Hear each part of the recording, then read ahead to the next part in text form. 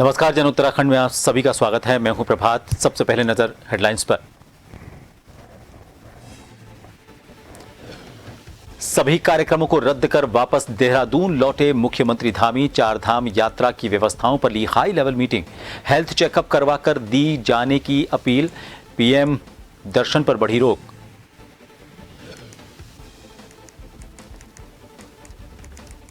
हरियाणा दौरे पर रहे सीएम पुष्कर सिंह धामी। बीजेपी प्रत्याशी के समर्थन में अंबाला में की जनसभा। केंद्र सरकार की गिनाई उपलब्धियां। धामी ने हरियाणा में किया प्रचार।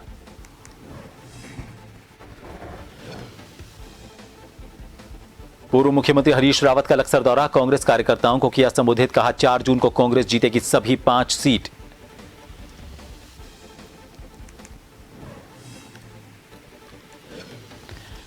रिस्पला और बेदाल नदी का किनारा बनेगा सुंदर। नगर निगम ने 89 अतिक्रमणकारियों को दिए नोटिस। एनजीटी ने दिए 30 जून तक हर हाल में हटाने के आदेश।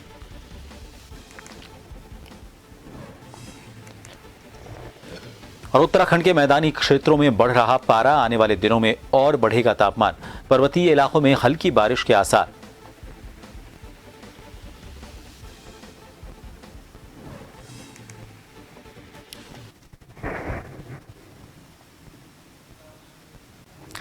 चारधाम यात्रा व्यवस्था पर उठ रहे सवालों के बीच मुख्यमंत्री पुष्कर सिंह धामी अपने सभी कार्यक्रमों को रद्द करते हुए देहरादून लौटे और हाई लेवल बैठक की।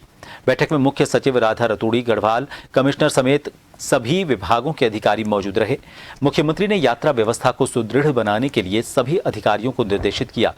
बातचीत में मुख्यमंत्री ने कहा कि पिछले वर्षों की तुलना में इस बार दोगुनी संख्या में तीर्थयात्री चारधाम यात्रा पर पहुंच रहे हैं, जिससे एक धाम से दूसरे धाम तक पहुंचने में श्रद्धालुओं को दिक्कतें आ रही हैं। इसके लिए अधिकारियों की जिम्मेदारी तय की गई है, साथ ही मॉनिटरिंग भी की जा रही है।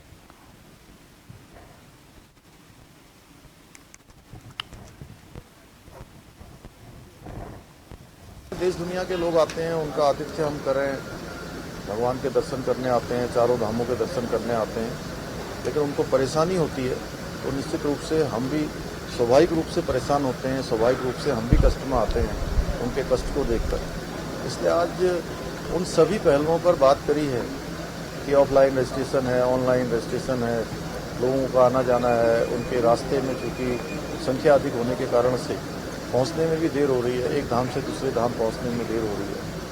तो सभी की सुविधा के लिए और अच्छे से अच्छा यात्रा में जो भी है उसको करना है। तो सारे लोगों को इसी में चर्चा आज हुई है और हमारा प्रयास है कि जल्दी से जल्दी ये यात्रा पूरी तरह से हमारी स्मूथ हो जाए और आने वाले लोगों को किसी कष्ट का सामना न करना पड़े। चारधाम में बड़ी संख्या में पहुंच रहे तीर्थयात्रियों से उत्तराखंड के मुख्यमंत्री पुष्कर सिंह धामी ने अपील की है। सीएम ने कहा कि यात्रा के कुछ नियम हैं, उन नियमों का सभी लोगों को पालन करना चाहिए। उन्होंने कहा कि ये यात्रा सामान्य यात्रा नहीं है। चारधाम की यात्रा कठिन यात्रा होती है। यमुनोत्री और केदारनाथ में पैदल यात्रा है और मौसम भी पल पल बदलता रहता है। इसीलिए सभी लोगों को हेल्थ चेकअप करवाकर ही चारधाम यात्रा करनी चाहिए। बाबा के दरबार में आ रहे हैं, चार धामों के दरबार में आ रहे हैं, ये यात्रा के कुछ नियम हैं। उन नियमों का हम सभी को पालन करना चाहिए और मैं बार बार ये आप सबके माध्यम से कहता रहा हूँ कि ये यात्रा सामान्य यात्रा नहीं है। चार धाम की जो यात्रा है वो एक कठिन यात्रा होती है। यमुनोत्री में पैदल यात्रा है, केदारनाथ में पैदल यात्रा है, बर्फबारी भी होती है, मौसम अत्यधिक ठंडा हो जाता है, ऑक्सीजन की भी कमी हो जाती है। इसलिए प्रॉपर अपना चेकअप करवाने के बाद हेल्थ का जो पूरा एक रूल है उस रूल को फॉलो करना चाहिए, नियम को फॉलो करना चाहिए, तभी वो यात्रा प्रारंभ करें। ये मैं सभी से कहना चाहता हूँ, जिससे कि हमको भी अच्छा नहीं लगता कोई आकर देवभूमि में किसी को परेशानी हो। चारधाम यात्रा को लेकर मुख्यमंत्री पुष्कर सिंह धामी के कड़े निर्देश दिए गए हैं। मुख्य सचिव ने सभी राज्यों और केंद्र शासित प्रदेशों के मुख्य सचिव को पत्र लिखा है। चारों धामों में वीआईपी दर्शन की रोक को 1 सप्ताह और बढ़ा दिया गया है। अब 31 मई तक ये समय सीमा बढ़ा दी गई है। पहले 10 मई से 25 मई तक वीआईपी दर्शन पर रोक थी।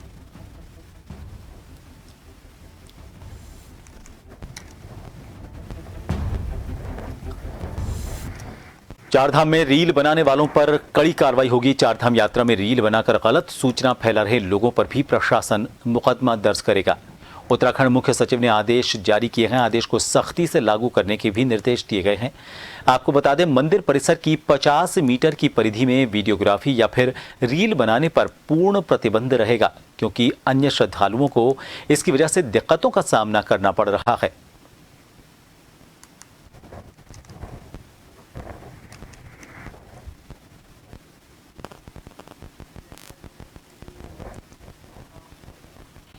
रोडवेज परिसर में आयोजित बैठक को संबोधित करते हुए भारतीय किसान यूनियन क्रांति के राष्ट्रीय अध्यक्ष विकास सैनी ने कहा कि प्रदेश में हरिद्वार जिले के साथ शुरू से ही भेदभाव किया जा रहा है, चाहे मूल निवास का मामला हो या फिर सरकारी नौकरियों में प्राथमिकता दिए जाने का। उन्होंने कहा कि जहां हरिद्वार जिले के रुड़की को कुंभ क्षेत्र से बाहर रखकर विकास कार्यों से वंचित रखा गया, तो अब रोडवेज अड्डे और नवीन मंडी को शिफ्ट कर शहर की जनता के साथ सरकार कुठाराघात कर रही है। यहाँ पर आप देखें कि बाईपास जो हो, रुड़की बाईपास हो गया, उधर से जो भगवानपुर बाईपास इधर वो होगा, जितने सारे बड़े वाहन सारे जो हो बाहर को जा रहे हैं। उधर सोलानी नदी का जो पुल है वो जो हो बंद है, तो जाम की तो यहाँ कोई है ही नहीं। ये तो उनकी एक मोनोपोली चल रही है कि किसी तरीके से यहाँ से हो अभी जो देख रहे कि तहसील में पार्किंग बनाई जा रही, और यहाँ से उनका कोई सोची समझी तहत के तहत जो एक प्रोजेक्ट कोई बनाया जा रहा है, और बस अड्डा जो हो अन्यंत्र मतलब जो बिजौली बाईपास पर मतलब जो रुड़की बाईपास पर ले जा रहे हैं, जो कि आम जन को बहुत परेशानी। रात के 12 बजे को कोई कर्मचारी कोई महिला इकली वो वहाँ पर उतरेगी तो कैसा आएगी, 300 रुपये लेगा ई रिक्शा वाला। और पहली बात तो ये उसका अपना जो वो भी सुरक्षित नहीं रहने का। देखिए, आप देख रहे होंगे कि हल्लू मजरा हद्दीवाड़ा किधर ये पूरा सब इतनी दूर दूर तक का एक आदमी इस रुड़की क्षेत्र का, भगवानपुर विधानसभा का, जबरेड़ा विधानसभा का एक आदमी भी ये नहीं चाहता कि रोडवेज अड्डा यहाँ से हटे। ये रुड़की की शान है, रुड़की की शान रहना चाहिए। आप ये देखो कैसा हमारे बच्चे, जैसे यूनिवर्सिटी में विदेशों तक के बच्चे हैं यूनिवर्सिटी में, तो वो वहाँ जाएंगे भाई। रात को अगर 1 बजे किसी को दिक्कत होगी, उसे घर जाना अपने, तो वो कहाँ जाकर बैठेगा। आज तो यहीं कहीं इतनी बड़ी सुविधाएं हैं। मतलब एक तरफ तो सरकार को जनहित में काम करना चाहिए, ये अहित में काम कर रहे। रुड़की शहर और देहात क्षेत्र के थाना चौकियों में खड़े वाहन पिछले लंबे समय से नीलाम हुए हैं। इससे अब थाना चौकियों में जगह कम पड़ने लगी है। वहीं एसएसपी के निर्देशों पर अब वाहनों की नीलामी की कार्यवाही शुरू हो चुकी है। एसपी देहात का कहना है कि सभी वाहन स्वामियों को सूचित करने के लिए प्रार्थना पत्र भेजने की तैयारी चल रही है। साथ ही कई वाहनों के मामले लंबित पड़े हैं। प्रक्रिया पूरी होने के बाद जल्द वाहनों की नीलामी की जाएगी।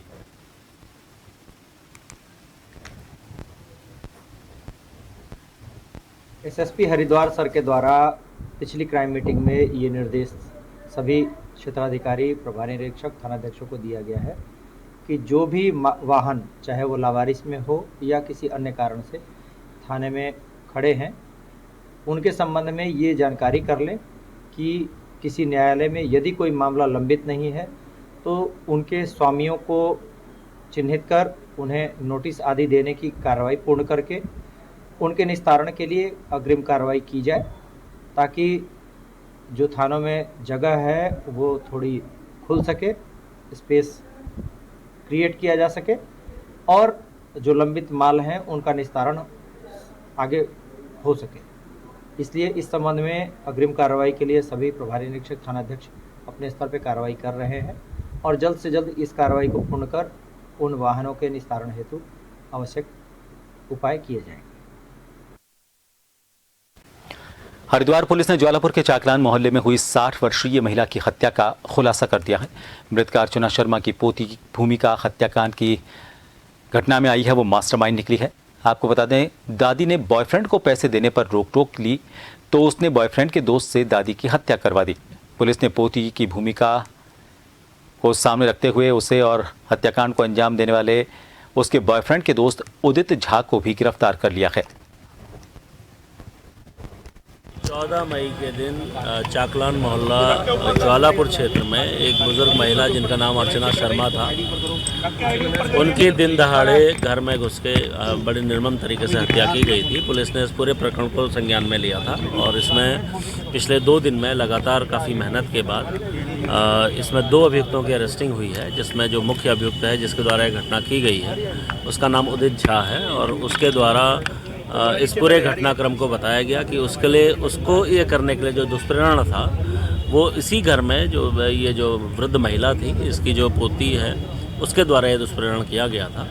पुलिस ने उन दोनों से ही सख्ती से पूछताछ करी। उनके बीच के जो भी व्हाट्सएप कन्वर्सेशन है उनको भी पुलिस ने चेक किया, तो ये बात संज्ञान में ये बात का खुलासा हुआ है कि दोनों ने ही मिलके आपस में जो लड़की के द्वारा दुष्प्रेरण से इस लड़के ने उदित झा ने ये हत्या की है।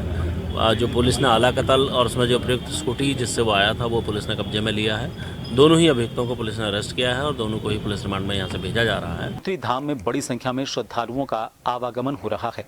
यात्रा के छठे दिन यहाँ के धामों पर बड़ी भीड़ देखने को मिली है। इन दोनों धामों में अब तक 9 लोगों की मौत हुई है। जनपद के सभी अधिकारियों को दोनों धामों में तैनात किया गया है।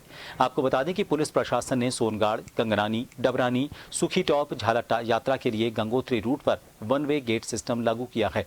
फिलहाल वन वे गेट सिस्टम मददगार साबित हो रहा है। गंगोत्री से वाहनों की वापसी के साथ ही निचले इलाकों में रोके गए वाहनों को भी धामों के लिए भेजा गया। कि विगत 3-4 दिनों से जनपद में जो रोड में है यात्रियों का दबाव बनते जा रहा था, जिसमें बीच में कुछ यात्री ज़्यादा देर तक रुके रहे। उसको देखते हुए प्लान बनाया गया कि पहले हम वाहनों को एक जगह पर रोकें और एक वन वे ट्रैफिक के हिसाब से करें। तो अभी जैसे पालीगाड़ में हमारे 200-300 वाहन अभी हैं जो ऊपर जाने का वेट कर रहे हैं।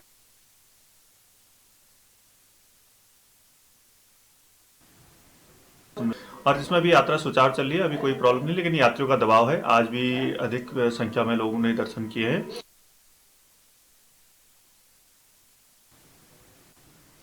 कांग्रेस के वरिष्ठ नेता सूर्यकांत धस्माना ने प्रेस कॉन्फ्रेंस की और चारधाम यात्रा की व्यवस्थाओं को लेकर कई सवाल खड़े किए। भाजपा पर तंज कसते हुए उन्होंने कहा कि भारतीय जनता पार्टी की बुद्धि भ्रष्ट हो चुकी है। दरअसल उत्तराखंड में 10 मई से शुरू हुई चारधाम यात्रा को अब 1 हफ्ते का समय बीत चुका है और यात्रा लगातार जारी है। अब तक 27 लाख लोगों ने यात्रा पर आने के लिए रजिस्ट्रेशन करा लिया है, लेकिन इस बार चारधाम यात्रा सोशल मीडिया पर भी खूब छाई हुई है। कुछ यात्री बेहतर यात्रा के लिए मैनेजमेंट का दावा कर रहे हैं, तो वहीं कई श्रद्धालु यात्रा की व्यवस्थाओं पर सवाल उठा रहे हैं। लेकिन यात्रा शुरू होने से लेकर अब तक चारधाम यात्रा पर प्रशासन की तरफ से की गई व्यवस्थाओं को लेकर सवालिया निशान लगातार खड़े हो रहे हैं। यातायात की व्यवस्था चरमराई हुई है, लंबे लंबे जाम लग रहे हैं। विकासनगर से लेकर के ऋषिकेश से लेकर के यमुनोत्री, गंगोत्री तक, केदारनाथ तक, बद्रीनाथ तक सब जगह अव्यवस्थाएं हैं। पीने के पानी से लेकर के, शौच से लेकर के, ठहरने से लेकर के भोजन की अव्यवस्थाएं हैं।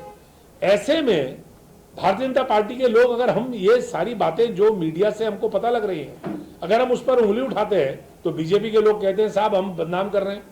सरकार के अधिकारी ये ऐलान कर रहे हैं कि यात्रा को बदनाम करने वालों के खिलाफ मुकदमा कायम होगा। सबसे पहले तो सतपाल महाराज के खिलाफ मुकदमा कायम करो ना। मिनिस्टर कौन है?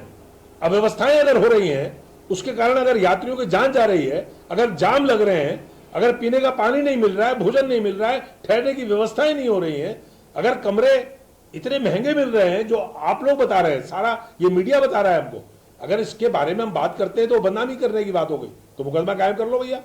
मैं तो निमंत्रण दे रहा हूं सरकार को, सबसे पहले मेरे खिलाफ मुकदमा कायम कर लो। मैं तो प्रेस कॉन्फ्रेंस करके कह रहा हूं कि अव्यवस्थाएं हो रखी है, लेकिन भैया सबसे पहले सतपाल महाराज के खिलाफ मुकदमा कायम करो। उत्तराखंड चांदमारी क्षेत्र की जनता गंभीर पेयजल संकट से जूझ रही है। वहीं पंडित बेनीराम पुनेठा राजकीय इंटर कॉलेज लोहाघाट के प्रधानाचार्य श्याम दत्त चौबे और स्टाफ की पहल पर पेयजल संकट के समाधान की कोशिश की गई है।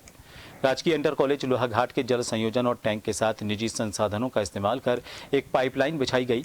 इससे 4 दीवारी के बाहर लोगों के लिए पानी उपलब्ध कराया गया है। इससे जनता को पेयजल समस्या का समाधान होने तक लगातार पानी दिया जा रहा है। प्रधानाचार्य चौबे की पहल से स्थानीय लोगों को बहुत राहत मिली है। लोगों ने विद्यालय प्रशासन के इस अनूठे प्रयास की सराहना करके उनका आभार जताया। और ये पीने वाला पानी है जिससे यहाँ चांदमारी के लगभग सभी लोगों को इसकी सुविधा मिल रही है। मैं राजकीय इंटर कॉलेज के प्रधानाचार्य महोदय को बहुत बहुत धन्यवाद देता हूँ। संकट में विद्यालय द्वारा हमें ये जो पानी की सुविधा उपलब्ध कराई जा रही है, इसलिए विद्यालय का बहुत बहुत आभार प्रकट करते हैं। विद्यालय ने एक अलग से हमारे परिसर के बाहर एक नल उपलब्ध कराया है, जिससे क्षेत्रवासियों को काफ़ी फायदा हो रहा है।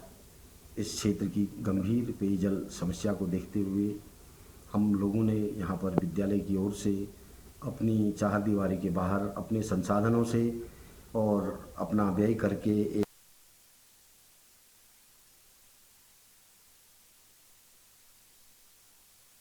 आई है और उसमें अनवरत 24 घंटे हमने शुद्ध पेयजल दे करके लोगों की पेयजल समस्या का समाधान करने की कोशिश की है। नैनीताल जिले के मैदानी तहसीलों में लंबे समय से प्रमाण पत्र जारी नहीं हो रहे हैं। पटवारी द्वारा कार्य बहिष्कार किए जाने के बाद लगातार फरियादियों को इधर उधर भटकना पड़ रहा है। अकेले हल्द्वानी तहसील में 270 प्रमाण पत्र और लालकुआ तहसील में 98 प्रमाण पत्र अभी तक लंबित पड़े हैं। प्रमाण पत्र न बनने से विभिन्न नौकरी में आवेदन करने वाले और कॉलेज में दाखिला लेने वाले अभ्यर्थियों को भारी परेशानी हो रही है।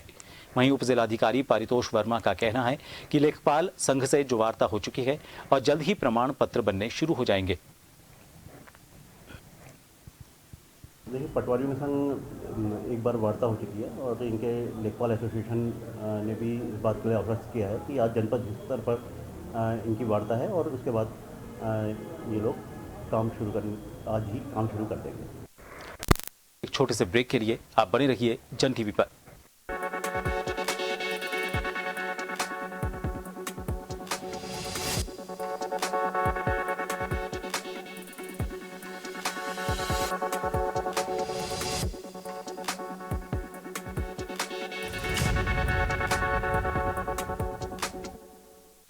ब्रेक के बाद एक बार फिर आप सभी का स्वागत है। लक्सर में एक कार्यक्रम में प्रदेश के पूर्व मुख्यमंत्री हरीश रावत पहुंचे। यहां पर उन्होंने कांग्रेस कार्यकर्ताओं को संबोधित किया और इस दौरान कांग्रेस कार्यकर्ताओं की भारी भीड़ मौजूद रही। हरीश रावत के वीरेंद्र रावत भी कार्यक्रम में मौजूद रहे। हरीश रावत ने कहा कि मैं इस बात से बेहद खुश हूं कि इस चुनाव में कांग्रेस कार्यकर्ताओं ने बेहद मेहनत की है। फल देना जनता के हाथ में है।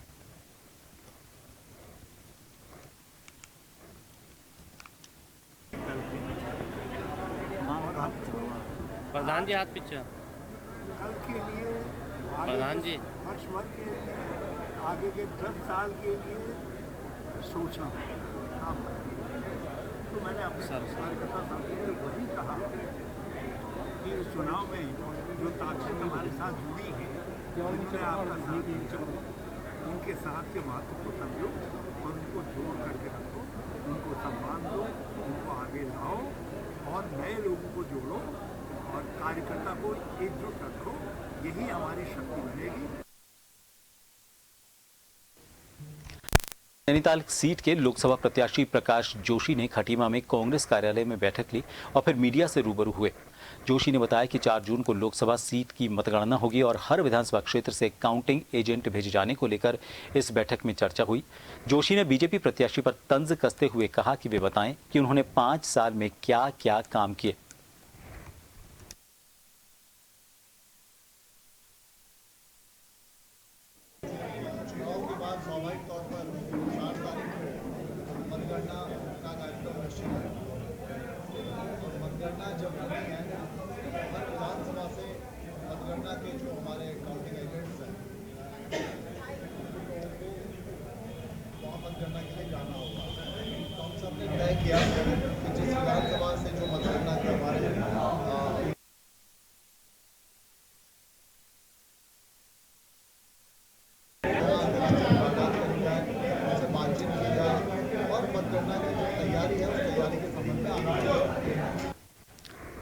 सचिव आर मीनाक्षी सुंदरम ने उत्तरकाशी में यमुनोत्री और गंगोत्री धाम की यात्रा व्यवस्थाओं की समीक्षा बैठक ली। इस दौरान यात्रा व्यवस्थाओं की समीक्षा करते हुए सचिव आर मीनाक्षी सुंदरम ने पुलिस प्रशासन को निर्देश दिए कि बिना पंजीकरण धामों की यात्रा करने वालों को सख्ती से निपटें और सीधा चेकिंग बैरियर से वापस भेजें। इसके लिए बैरियर और अन्य स्थानों पर सख्ती से चेकिंग की जाए। उन्होंने यमुनोत्री धाम में बिना पंजीकरण के डंडी कंडी घोड़ा खच्चरों के संचालन पर भी प्रभावी रोक लगाने के निर्देश दिए।